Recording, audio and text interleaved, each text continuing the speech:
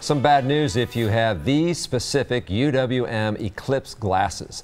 They're not safe to wear. The vendor that sold the glasses to the university believes the safety certifications they received were fake. About 500 pairs are affected. The glasses were distributed to anyone or the coffee shop there, the Anodyne Coffee Roasting Company and the Sugar Maple. They have the UWM logo on one side and say coffee shop Astrophysics on the other. A lot to know there, but these are not the glasses sold at UWM Planetarium. Those glasses are safe.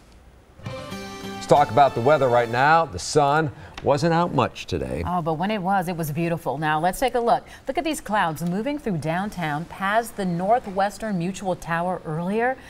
All right, so will gloom that's slowly setting in continue, Jesse?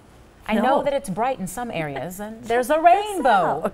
Yeah, you don't get a rainbow without the rain. This is a time lapse from a little earlier today, but yeah, a lot of pictures being sent into the weather email and a lot on Twitter and Facebook because we had those rain showers and a little bit of sun. So we've had some hit and miss showers. That's still exactly what we have here across southeastern Wisconsin. We've got more mists right now than we do have hit, and most of these are going to be wrapping up in the next 2 hours or so. All of this spinning around an area of low pressure that brought us about a third of an inch last night in Milwaukee to over an inch of rain near Watertown and Fond du Lac. This is with a cold front that is coming through that's bringing us the clouds right now, and that is really evident on their temperature map. 67 degrees right now in Eau Claire.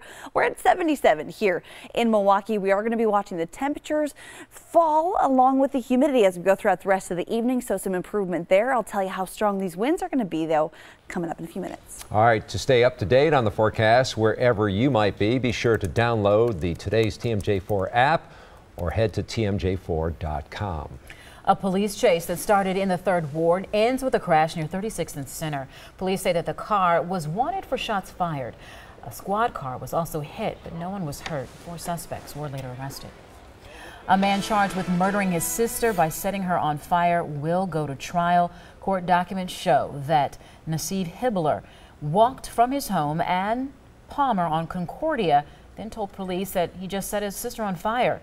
He also said to police that he heard threatening voices inside his head telling him to do something or that he would be killed. People being urged to lock up things after several garages and cars were broken into overnight. Now, these break-ins happened between midnight and 3 between 51st in Oklahoma and 38th and 4th home. Police say if you see something unusual, report it to police. And police are looking for these 2 men who were allegedly involved in a shooting in Sheboygan. Police say a man was shot in the leg after a fight with the men. Call police if you know who these guys are. Video has now been released of business burglaries in Washington County. Now, the crime happened in the town of Addison. The sheriff's office is hoping to identify these 2 suspects. You can see them trying to conceal their face during the burglary. However, if you know who they are, you are asked to call police. Failing schools in Racine County could soon be taken over by the state or county. Some state lawmakers are working to stop that. Lauren Winfrey spoke with parents as well as lawmakers and has more from Racine. The Racine Unified School District didn't fare too well last year when graded by the state, but despite its failing grades, a few local legislators say the district deserves another chance. Public schools in Racine County and those a part of the